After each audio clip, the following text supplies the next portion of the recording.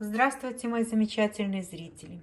Сегодня я решила приготовить одно из моих самых любимых летних блюд – соус из синеньких.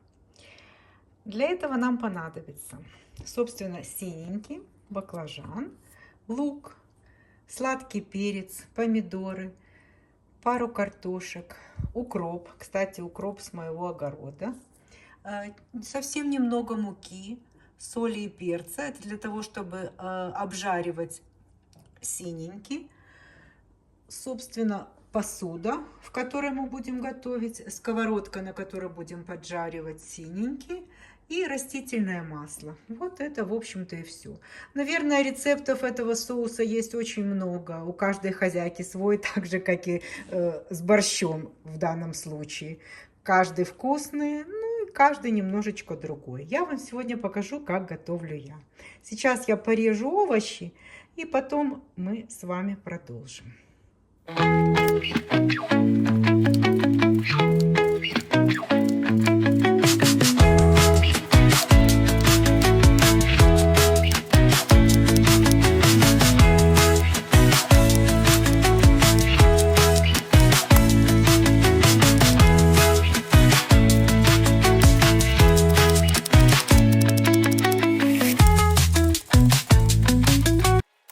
Теперь, когда все овощи порезаны, мы можем приступать к обжариванию синеньких. Наливаем на сковородку немного растительного масла. Я использую оливковое. Перемешиваем муку с перцем и солью.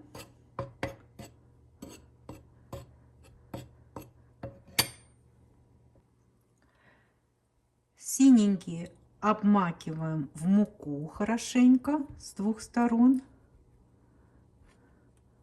Отряхиваем и кладем на сковородку.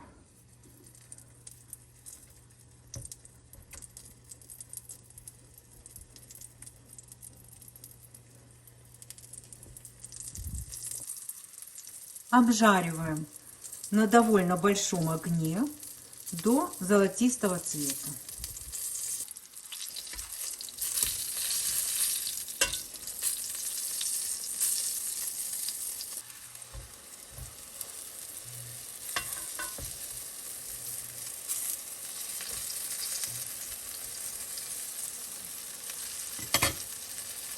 Как вы видите, муки ушло совсем немного.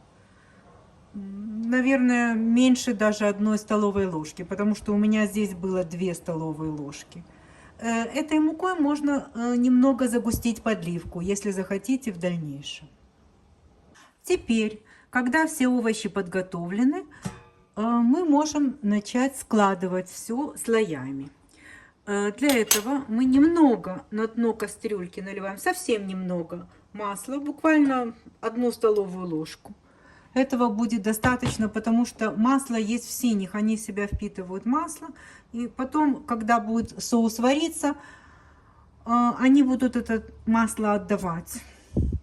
Так что приступаем к слоям нашим. Первым слоем я кладу лук. Немножечко, пару луковиц, пару колец луковиц. Вот так вот. И, по-моему, когда я вам говорила про все ингредиенты, я забыла сказать про чеснок.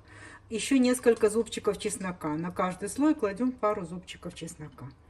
Вот теперь первым слоем у нас идет после лука картофель.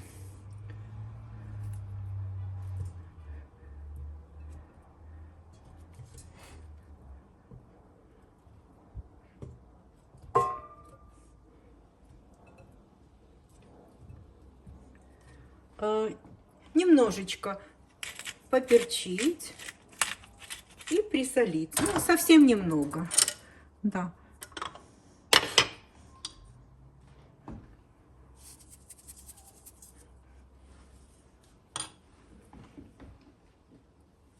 Следующий слой у нас идут кольца перца.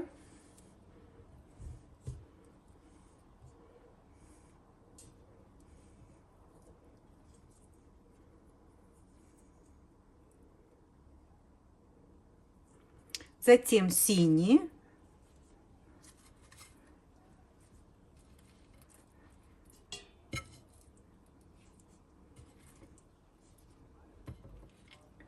чтобы все покрыло. Ну, вот здесь как раз у нас будет синих на 2 слоя. И немножечко чеснока на них. Также немножечко поперчить.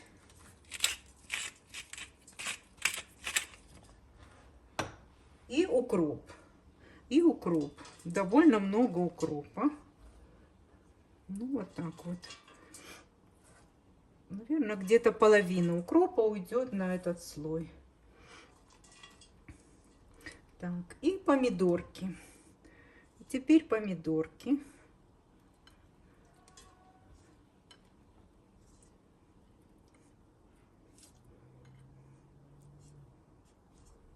Так вот, аккуратненько все выкладываем.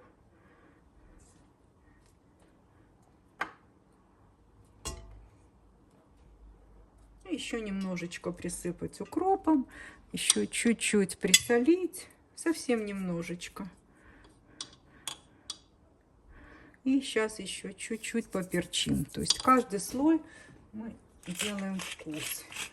Вот так. И все повторяем. Опять кладем лук.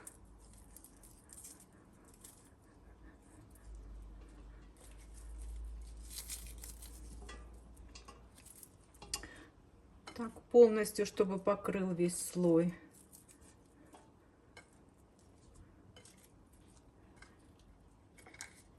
Чесночок порезанный.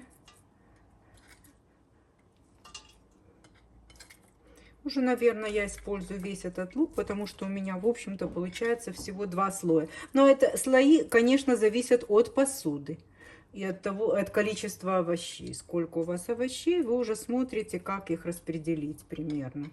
Теперь опять идет картошечка. Вот так вот. Всю картошечку. Ну, вот как раз у меня, по-моему, здесь и будет на 2 слоя. Вот она вся уходит сюда.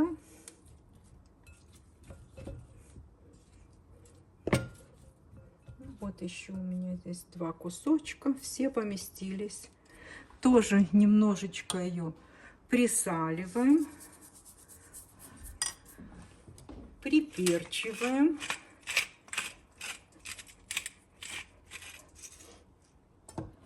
Выкладываем перец кружочками.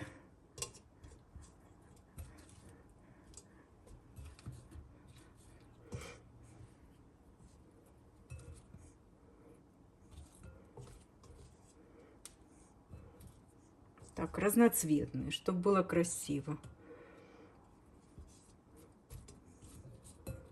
Даже если кусочки какие-то есть, их можно туда в глубину положить. Они не будут нарушать нашу красоту, а только дадут хороший вкус. Все использовали. Теперь кладем синий.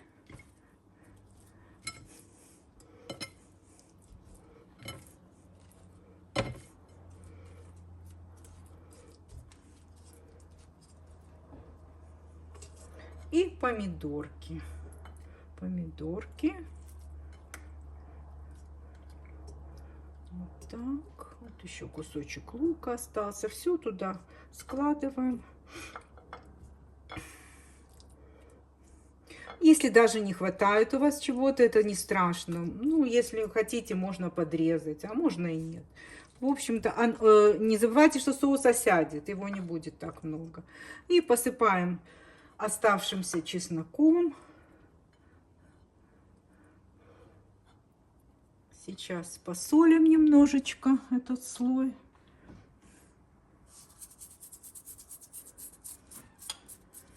И поперчим. Так. Конечно же, весь укропчик сейчас сюда тоже пойдет. Весь укропчик. Укропа чем больше, тем лучше. Во всяком случае для меня. Я люблю очень укроп. Вкус укропа придает этому соусу такой особый летний вкус. Потом, когда соус приготовится и при подаче, можно будет также посыпать его свежим укропом. Но вареный тоже дает свой определенный вкус. Ну вот, это и все. Теперь включаем огонь и наливаем чуть-чуть водички из чайника, совсем немного, чтобы там оно начало кипеть, потому что овощи все-таки дадут свой сок. Вы увидите через минут 15, когда вода эта закипит, и соусы, присоленные овощи, они дадут хороший соус. Так что теперь ждем. Ну вот теперь мы слышим уже, что вода там внизу закипела. Идет пар, это видно, очевидно. И мы просто накрываем крышечкой, даем хорошенько закипеть и пустить сок помидоркам, перцу. И вы увидите, через некоторое время вся эта масса, она осядет и появится очень много сока. Ну вот, теперь накрываем и ждем, пока овощи пустят сок.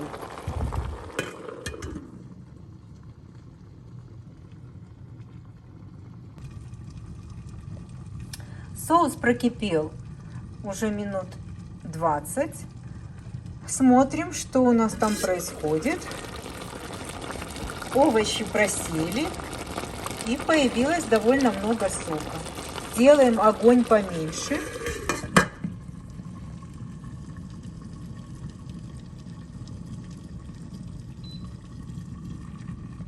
И даем еще прокипеть минут 15.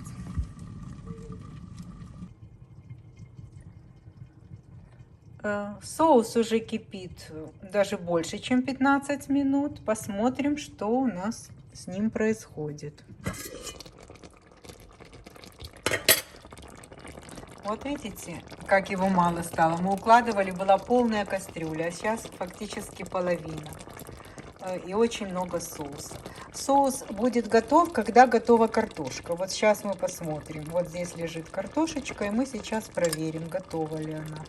Да, она мягкая. Вот видите, просто рассыпается. Значит, соус готов. Можно еще попробовать жидкость на соль. Сейчас я попробую. Вкус просто замечательный. Наш соус готов. Его можно кушать как в горячем, так в теплом, так и в холодном виде. В холодном я даже больше люблю, чем в горячем. Подавайте соус так, чтобы каждому попали все слои. И обязательно присыпьте свежим укропом. Надеюсь, вам рецепт понравился. Спасибо за просмотр. Всего доброго. До новых видео.